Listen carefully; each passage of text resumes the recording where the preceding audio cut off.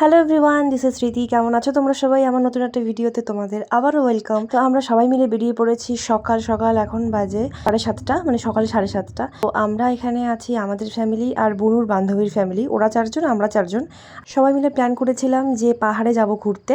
তো কোথায় যাব সেটা ঠিক করে বুঝতে পারছিলাম না। তারপরে ডিসাইড করা হলো যে তিনচুলে যাব ঘুরতে। অনেকেই জানো তিনচুলেতে কী কী আছে বা অনেকেই গেছো। তারপরে আমরা মাঝ রাস্তায় এখানে মালবাজারে একটু টিফিন করে নিচ্ছিলাম। আর আমি এখানে দুটো লাড্ডু আর বুনু একটা কালো মিষ্টি খেয়েছিল। তারপরে রাস্তায় হনু দেখতে দেখতে আমরা পৌঁছে গেলাম। আমরা চলে এলাম সেবক ব্রিজে। আর শিলিগুড়ির যে কোনো পাহাড়ে যেতে গেলে এই সেবক ব্রিজ পার করেই যেতে হবে। পাহাড়ে উঠে কিছুক্ষণের মধ্যেই আমরা একটা জায়গায় দাঁড়িয়ে পড়লাম, যেখানে প্রচুর হনু ছিল। আর এখানে কিন্তু একটা দেখার মতন জায়গাও ছিল, ভিউ পয়েন্ট, বেশ সুন্দর। জায়গাটির নাম হলো লাভার্স মিট পয়েন্ট। আর এখানে দুটো নদী দেখতে পাচ্ছ, একটা হচ্ছে তিস্তা আর একটা হচ্ছে রঙ্গিত। দুটো নদীর মিলনস্থলকেই বলা হয়েছে যে লাভার্স মিট পয়েন্ট। তো এই জায়গাটা কিন্তু মেইনলি ওই যেতে যেতে বা আস্তে আস্তে একটা স্পট দেখার মতন। তো সেখানে আমরা দাঁড়িয়ে পড়লাম। আর এখানে কিন্তু অনেক টুরিস্টরা এসেছিলো। আর এখানে বসে আমরা কিছু টিফিনও করে নিলাম। প্রথমেই আমরা এখানে নিয়ে নিয়েছি পেয়ারা মাখা, আর এটাই এখন আমরা খাচ্ছিলাম সবাই মিলে। কি হামলে বসছে বাচ্চা পার্টি, দুই দিক থেকেই ছোট। পেয়ারা মাখা খাওয়ার পরে আমরা কিন্তু এখন ওয়েট করছি মোমো কখন আসবে। মোমোর জন্য ওয়েট করছিলাম। মোমো অর্ডার দিয়েছিলাম। আর এখানে আমরা অর্ডার দেওয়ার পরে দেখছি মোমোটা বানাচ্ছিল, তার মানে অনেকক্ষণ টাইম লাগবে। আর এখানে দোকানের মধ্যে ছিল একটা ডগি, যেটাকে দেখতে দেখতে আমরা একটু টাইম পাস করছিলাম। আর মোমো আমাদের চলে এলো। আর মোমোটা বিশ্বাস করো দারুণ টেস্টি ছিল। পাহাড়ের সামনে বসে, পাহাড়ের মধ্যে বসে মোমো খাওয়ার মজাটাই যেন আলাদা। আর মোমোটা কিন্তু ভীষণই টেস্টি ছিল। এই গাছটাকে দেখো, ঝাড়ুর মতন দেখতে, কিন্তু হ্যাঁ এটা কিন্তু ঝাড়ু গাছ নয়। কিন্তু পাহাড়ে কিন্তু প্রচুর ঝাড়ুর গাছ আছে। আমার তো মনে হচ্ছিল ঝাড়ু গাছগুলো নিয়ে আসি, কিন্তু নেওয়ার মতন কোনো ব্যবস্থা ছিল না। মোমো খেয়ে আবার আমরা আমাদের গন্তব্যের দিকে রওনা দিলাম।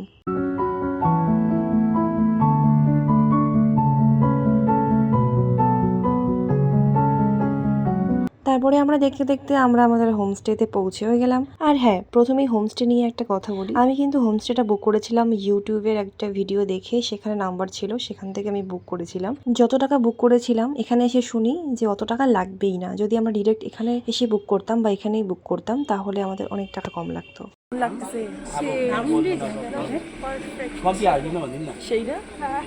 সুন্দর না? ऊपर में दीजिएगा।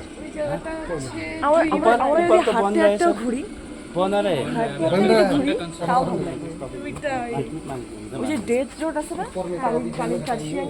ওই ডেথ রোড মনে হচ্ছে খুব সুন্দর রে এটা একদম। আমি হোমস্টের নাম্বারটা স্ক্রিনে দিয়ে দিচ্ছি, তোমরা চাইলে এখান থেকে বুক করতে পারো। আর এখান থেকে বুক করলে তোমাদের অনেক টাকা কম পড়বে। চলো এবার তোমাদেরকে হোমস্টেটা ঘুরিয়ে দেখাই। হে জিশা, হাই। এখানে যেহেতু পার হেড সিস্টেম, মানে পার হেড ওরা জানায়, পার হেডে নেয় আর কি। লাঞ্চ, ডিনার, স্ন্যাক্স, ব্রেকফাস্ট 4 বেলা খাবার মিলিয়ে ওরা আমাদের পার হেড নিয়েছিল 1500 টাকা করে। কিন্তু এখানে যদি আমরা একদম ডিরেক্ট বুক করতাম, তাহলে আমাদের 1200 টাকা করে পড়তো। আর আমরা এখানে এসেছিলাম 8 জন। আর আমাদেরকে দিয়েছিল 2টো ডাবল বেডের একটা রুম, আর 2টো রুম দিয়েছিল, একটা সিঙ্গেল বেড আর 2টো ডাবল বেড করে। সব মিলিয়ে কিন্তু বেশ ভালোই ছিল হোমস্টেটা। ঢেকে দিয়েছে, আমরা যার জন্য দেখতে পাচ্ছি না পাহাড়টাকে। নিচেরটা হচ্ছে এরকম।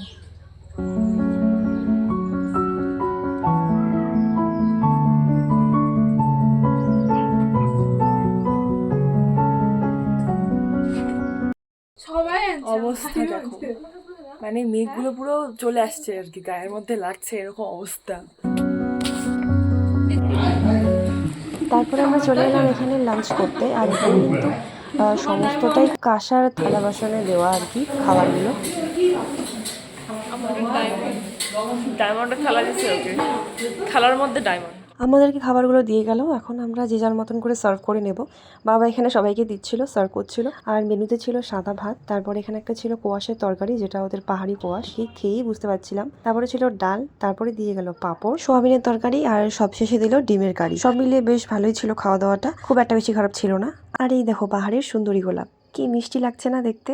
দেখেই তো পুরো মন ভালো হয়ে গেল। আর আমরা এখন রেডি হয়ে বেরিয়ে পড়লাম আশপাশটা একটু ঘোরার জন্য।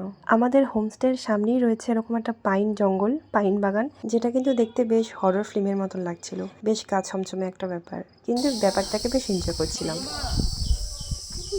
মেঘে ঢাকা রাস্তার মাঝখান দিয়ে আমরা এখন একটু আশপাশটা ঘুরে দেখছিলাম যে কোথায় কি কি ঘোরার জায়গা আছে, দেখার জায়গা আছে।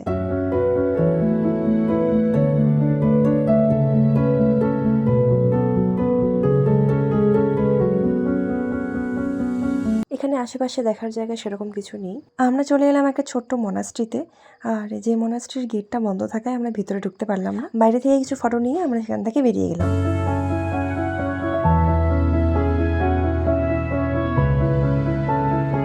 সেখান থেকে বেরিয়ে আমরা চলে গেলাম একটা ভিউ পয়েন্ট দেখতে।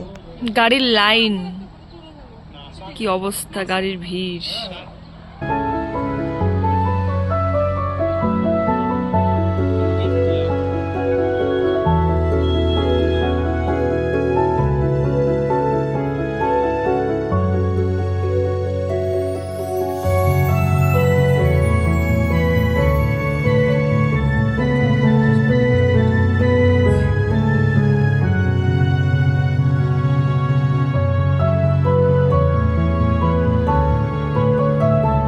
আমরা এখন আছি একটা চা বাগানের মাঝখানে, যেখানে টুরিস্টরা এসে এখানে আড্ডা মারে, আড্ডা দেখতেও আসে। এখান থেকে পাহাড়গুলো বেশ সুন্দর দেখা যায়। আর এখানে কিন্তু আমরা প্রচুর ফটো তুলেছিলাম। আর এখানে ঘোড়ায় চড়ে ঘোরার ব্যবস্থাও আছে। বসে গিয়ে চেয়ার ভেঙে ফেলছে, মানে চেয়ার তো না, বসার জায়গা ভেঙে ফেলছে। কিরে ব্যথা লাগছে কোথায় কোথায়, কার কার বল। পাহাড়ে আসলাম, কুয়াশা পাইলাম, অন্ধকার। আমরা যখন বিকেলবেলা একটু হাঁটাহাঁটি করছিলাম আশপাশটা, তো এখানে দেখেছিলাম একটা কোয়াশার গাছ আছে, যেখানে প্রচুর কোয়াশ ফলেছিল। আর এখানে আমরা সবাই হাত দিয়ে দিয়ে কোয়াশগুলো পেরে নিচ্ছিলাম। আর বেশ ভালো লাগছিল যে পাহাড়ে এসে কোয়াশ পেলাম। তারপরে রুমে এসে একটু ফ্রেশ হয়ে নিলাম, আর আমাদেরকে দিয়ে দিল স্ন্যাক্স। প্রথমে দিয়ে দিল চা। আর পাহাড়ে করে বসে এই ঠান্ডা ঠান্ডা ওয়েদারে চা খেতে কিন্তু বেশ ভালো লাগছিল। যদিও কিন্তু আমি চা খাই না, তবুও ভালো লাগছিল।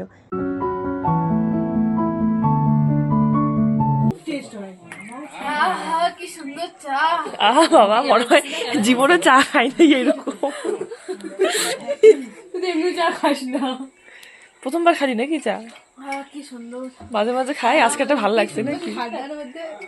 ঠান্ডার মধ্যে কি বলো, পাহাড়ের মাঝখানে, কিন্তু অন্ধকার হয়েছে, পাহাড়টা দেখা যাচ্ছে না, কিন্তু পাহাড়ের মাঝখানে। চা খেতে খেতেই আমাদের একটু পরেই চলে গেল এখানে চিকেন পকোড়া। আর যে পকোড়ার ভেতরটা দেখতে পারলে পুরোটাই চিকেনে ভর্তি। আর খেতেও মোটামুটি ভালোই ছিল আর কি, খুব একটা খারাপ ছিল না। মা যেহেতু চিকেন খায় না, তাই মায়ের অনিয়ন পকোড়া। এখন যাচ্ছি আমরা ডিনার করতে নিচে, যেখানে আমরা সকালবেলা মানে দুপুরবেলা লাঞ্চ করেছিলাম, সেখানে এখন যাচ্ছি ডিনারটা করেছিলাম আমরা চিকেন দিয়ে। আর পরদিন সকালবেলা মানে গুড মর্নিং, পরদিন সকালবেলা ঘুম থেকে উঠেই যখন এভাবে দেখা যায়, জানলা খুলতেই দরজা খুলতেই এরকম পাহাড়, তখন মনটা তো এমনিতেই ভালো হয়ে যায়। সারাদিনটা আর মন ভালো করার জন্য অন্য কিছুর প্রয়োজন পড়ে না। তারপরে আমরা ব্রেকফাস্ট করে সেই হোমস্টের একটু গার্ডেনটা ঘুরে দেখলাম। আর যেখানে প্রচুর প্রচুর ফুলের ভ্যারাইটি ছিল, আর প্রচুর ক্যাকটাসের ভ্যারাইটি ছিল। তারপরে আমরা চোখ দিয়ে দেখে মন ভরে গাছগুলোকে উপভোগ করলাম। আর কিছু করার নেই, দেখো কত সুন্দর সুন্দর গাছ, তোমরা একটু দেখো। এগুলো দেখতে দেখতেই আমাদের জন্য চলে এলো চা। কিন্তু ওই যে বললাম, চা খেতে পছন্দ করি না, কিন্তু পাহাড়ের মধ্যে চাটা কিন্তু চলেই যায়।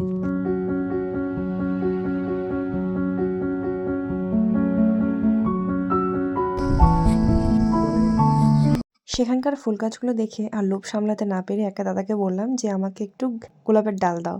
দুটো ডাল আমাকে অনেক কষ্টে ভেঙে দিল, কারণ এত কাটা ছিল, আমারই খারাপ লাগছিল দেখে। তারপরে সেখান থেকে আমরা বেরিয়ে যাই লামাহাট্টার উদ্দেশ্যে। সেখানে যে পার্কটা আছে সেখানেই আমরা এখন যাব।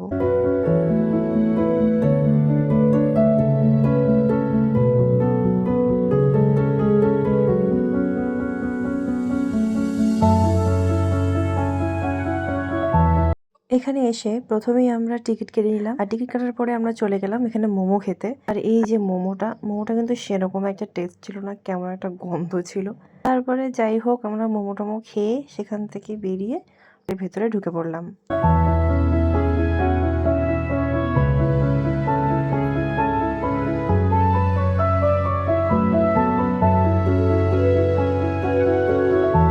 পাইন গাছে ভরা একটা পার্ক। এখানে কিন্তু বিভিন্ন ধরনের ফুল গাছ ছিল, আর কিছু কিছু ফুল গাছে ফুল ফুটেছিল, কিছু কিছু ফুল ফোটেনি। আর গাঁদা ফুলের কিন্তু প্রচুর ভ্যারাইটি ছিল। যে পার্কটা আমরা ইউটিউবের ভিডিওতে দেখি সেই পার্কের মধ্যে আসছি। উপরে একটা লেক আছে, সেই লেকটা দেখতেই যাচ্ছি। এখানে যাওয়ার রাস্তাটা ভীষণ খাড়া আর ভয়ঙ্কর রাস্তা। এই যে হলো রাস্তা, ওই যে একটা মানুষ।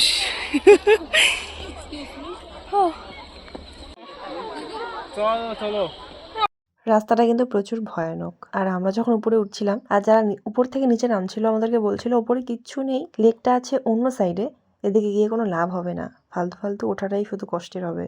আর এমন রাস্তা দেখে মা, বাবা আর আন্টি একদম দূরে বসেছিল, তারা কিন্তু আর উঠবে না। আর আমরা সেখান থেকে নেমে যাচ্ছিলাম সেই আরেকটা রাস্তা দিয়ে যেখান থেকে লেকটা কাছে হয়। আর আমরা কিন্তু যেতে যেতে এখানে হাঁপিয়েও পড়েছি, একটু রেস্ট নিচ্ছিলাম, প্রচন্ড অবস্থা খারাপ, কারণ এইভাবে উঠতে তো কষ্ট হওয়াটাই স্বাভাবিক। তারপর আমরা এখানে উঠে যাচ্ছিলাম আরও, কিন্তু অনেক দূর যাওয়ার পরে আমাদের মনে হলো যে এর উপরে আর যেমনই লেক থাকুক না কেন, যত সুন্দর লেক থাকুক না কেন, আমরা আর যাব না কোথাও।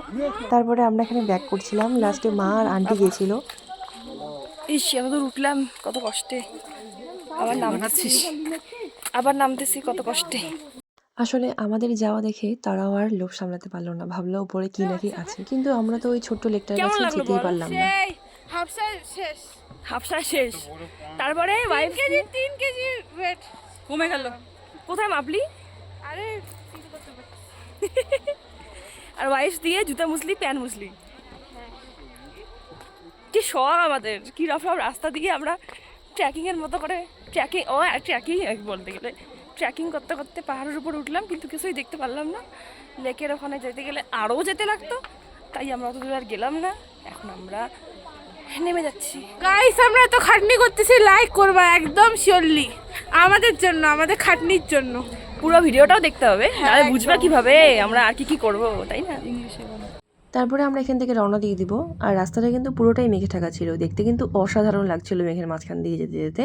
আমরা তারপরে ভাবলাম যে এখানে রবীন্দ্রনাথ ঠাকুরের যে মিউজিয়ামটা আছে সেখানে আমরা ঢুকবো, কিন্তু আমাদের লাক খারাপ ছিল, সেদিন মিউজিয়ামটা বন্ধ ছিল। তারপর রাস্তায় আস্তে আস্তে আমাদের দুজন গজের সাথে দেখা হলো। তারপরে আমরা মাঝখানে আরেকটা মোমো ব্রেক নিয়ে নিই, আর এটাই হলো আমাদের লাস্ট মোমো ব্রেক। তো থ্যাংকস ফর ওয়াচিং, দেখা হচ্ছে পরের ভিডিওতে। ভিডিওটা কেমন লাগলো অবশ্যই জানিও।